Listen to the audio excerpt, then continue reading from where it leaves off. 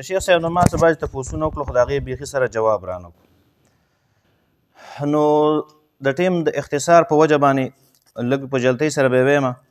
اولا دې دغه یشاق الرسول والا خبره وکړله، نو دغه کې خو زه یم زما د اتباع سنت درته وایي زما د اتباع سنت دا خو بس اجمال دی مطلق دی. دې تقییدات په باب د حدیث کې زما تاییدات به مې ستا تاییدات به مې نو دغه کې مطلق خو به په خپل اطلاق جاري کوي که تخصیص به کوي تقیید به کوي ځان له خبرې دي. دویم تاسو وویل چې دا بدعت دی، دا جنازه دا موږ چې کومه جنازه کوو دا بدعت دی. نو خبره دا ده چې بدعت امر قطعي دی، په دې باندې به شیخ صاحب مبارک فقط دلیل قطعي به وي. د علماو اقوال به ګورئ زه په دې کې نه منم، ځکه بدعت امر قطعي فقط دلیل قطعي به غواړي. بل دی وایي چې موږ دا تکبیرات خمسه نو زه به انشاءالله الرحمن تاسو دا خبره ثابته کړمه چې د پنځو خبرې پاتې شولې د څلورو د شپږو دا ټول به راغلي په خپل خپل ځای باندې، خو دا خبره به زه تاسو په عمل سره ثابتوم چې په آخره کې اجماع شوې ده چې هلکه اخرنۍ زمونږ استاسو تکبیرات به سوی څلور رکعت به کم به که ډېر به په هغه باندې ما سره دلته کې کتاب را سره دی اجماعاتو ته وایي دا کتاب دی جی مختصرا په دې باندې خبره کوم. دې ته وایي المسائل فقهیه التي حکا فيها الامام النووي الاجماع. په دې کې په 333 نمبر صفحه کې فرمایي الصلاة على الميت 4 تکبیرات. بیا وروسته باسي شروع کړی ونعقد الاجماع بعد ذلك على 4 واجمع الفقهاء واهل الفتوى بالامصار على 4 على ما جاء في الاحاديث الصحاح وما سوى ذلك عندهم شذوذ لا يلتفت اليه. شاذ خبرې دي دا غو ته التفات نه کیږي او خبر اجماعي شوله. قال ولا نعلم احدا من فقهاء الامصار يخمس الى ابن ابي ليلى. د دې نه علاوه چې دی به تخمیس کولو. بیا وروسته څه فرمایي واجمعت الامه الان على انه 4 تکبیرات بلا زیاده ولا نقص، نه به پکې زیادت او نه به پکې کمی.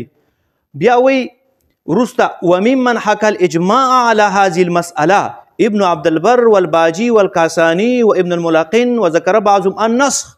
تر دې پورې علما ویلي که د 5 شوي که 6 شوي دي اولا به ثابت راغلي بیا د هغې نه وروسته وذكر بعضهم النسخ لما سوى 4 وان ذلك كان اخر الفعل من النبي صلى الله عليه وسلم. دا څلورو باندې څلور تکبیره په جنازه کې اجماع ده، په دې کې تاسو مخالف د اجماع راغلي.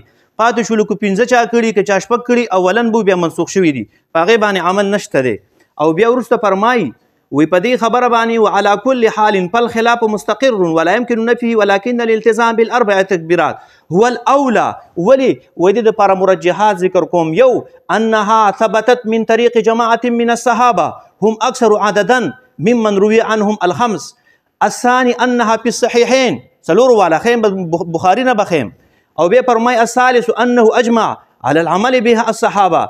الرابع انه اخر ما وقع منه صلى الله اخرنی جنازه رسول پاک صلی الله علیه وسلم نه واقع د څلور رکعات پکې شوي څلور تکبیرات پکې شوي. الخامس ان فيها خروج من الخلاف چې کوم سړی څلورو کې د اختلاف نه پکې وځي.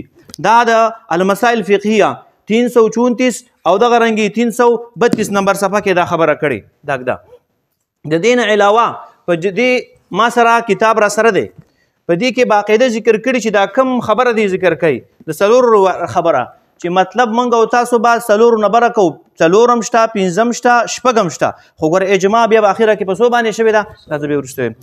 بله خبره دی شیخ صاحب دا وکړله وایي تاسو دا کم نیت چې کوئ دا نیت بدعت دی. په دې به حواله غواړم چا ویلي چې بدعت دی. نیت چې تاسو کم په خوله باندې کوئ موږ و نیت ارادة القلب ته وایي. که سړي په زړه کې وسواس نه په زړه کې دی وکړي او کنا یو سړی دی هغه وسواس اطمینان نه کېږي په خوله دې تلفظ وکړي.